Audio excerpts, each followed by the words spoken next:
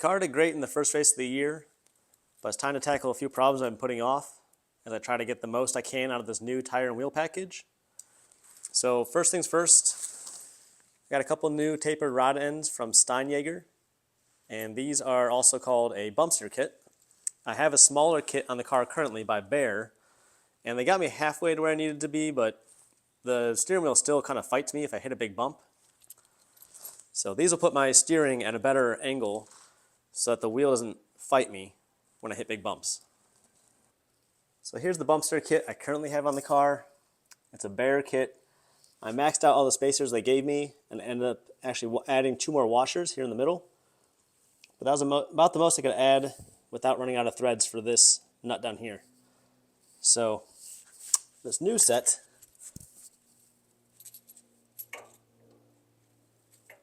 is significantly longer if needed and will allow me to drop this steering arm down, and it'll follow the motion of the suspension closer, so they're not fighting each other.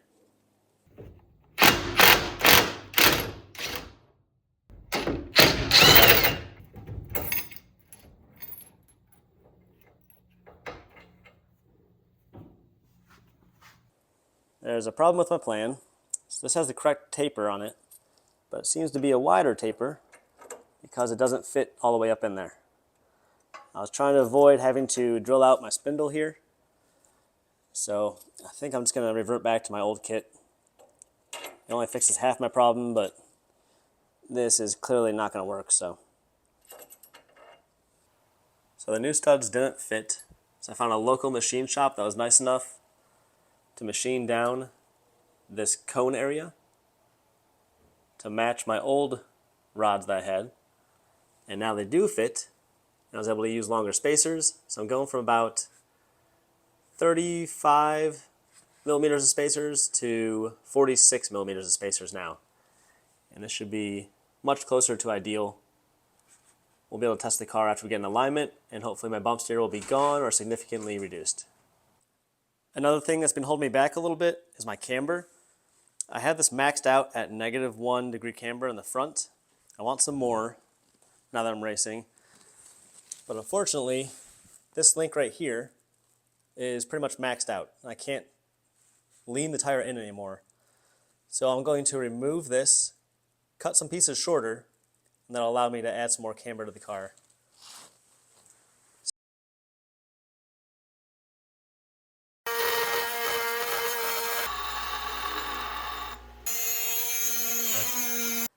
Now we have a shorter link with this area here that I cut.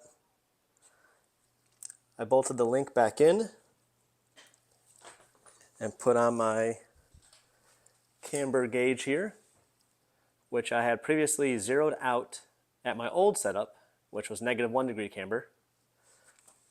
And I've now dialed in -1 degree more, so I should have a total of -2.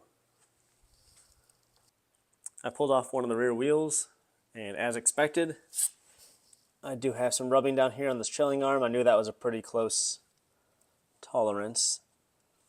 And when you lower the pressure in the tires, they get a little more floppy and they just distort more. So at those lower pressures, I think they're starting to touch. Another interesting thing about these new Yokohamas are that I had to go down to 22 PSI for pressure to get them to use the tire tread all the way to this indicator here. Whereas on the Falcons that I had before, I could only go down to about 30, sometimes 28 depending on the track, but nowhere near 22. So the construction of these tires seem to be a lot stiffer. They don't roll over as easily. But I think I also might need to reduce the camber in the back. I'm at -3 right now. I think I might need to go to -2.5 just to get this to engage a little easier.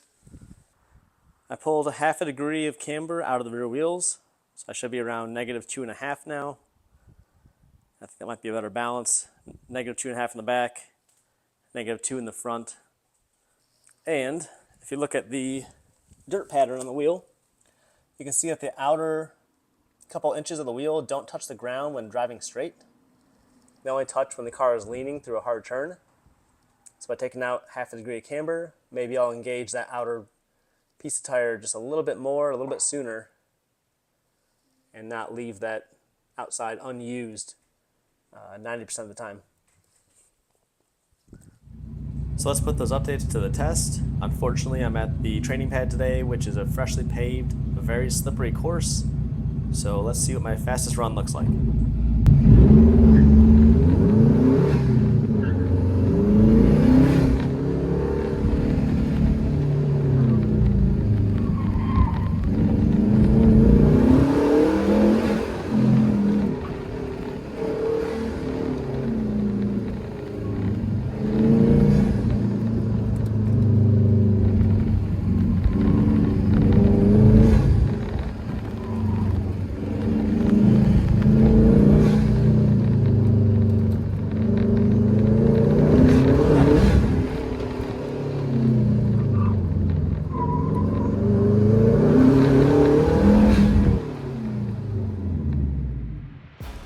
My best run of the day came when I softened the rebound of my dampers a little bit, but the course still does not feel very secure. It's really a slippery feeling, almost like driving in the rain.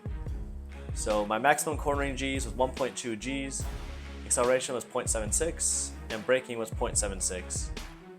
For comparison, my previous race at a grippier track, I was pulling 1.31 in the corners, 0.75, which is about the same for acceleration, and another 0.13 for braking, all the way up near 0.89. So I can actually measure the reduction of grip with this track. However, it is a level playing field and we're all racing on the same course, so I shouldn't complain too much. But my car is super sensitive to this. I don't know why. Today I finished 47th out of 88 entries. I was actually in the bottom half, which is not common for me. Compared to last race, I actually lost pace to 5 out of the 6 cars I'm showing here, including these 2 cars that I beat in the last race, who actually beat me in this race. I got 6 runs in today, and the first one's always kind of a warm-up lap, but my second, third, and fourth runs were all very similar times, and the car was not feeling better in each run. So for the 5th run, I lowered the rebound on my dampers by 2 clicks each, and I instantly shaved off 0.4 seconds from my fastest run up until that point.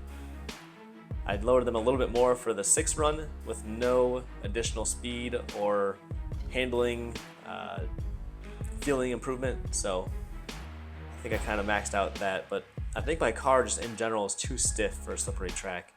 With my upgraded springs, all I can really do is soften my dampers to help out. But I think that's where I'm kind of going wrong here, and the new tires, as I mentioned before, seem to have a really stiff construction, so I think they're not helping. Not exactly what I was looking for today, but I'm starting to lean toward the idea of having damper settings for a slippery track and damper settings for a grippy track. I think that's one way I can kind of catch up on this a little bit, but I don't think I'll actually skyrocket back up to 20th place where I was kind of hoping to be. This did prove that I can probably benefit from a slightly softer setting on my dampers, so I'll experiment with that even on the grippy track, and we'll see how that goes next time. Please be sure to check out my other videos, and thanks for watching.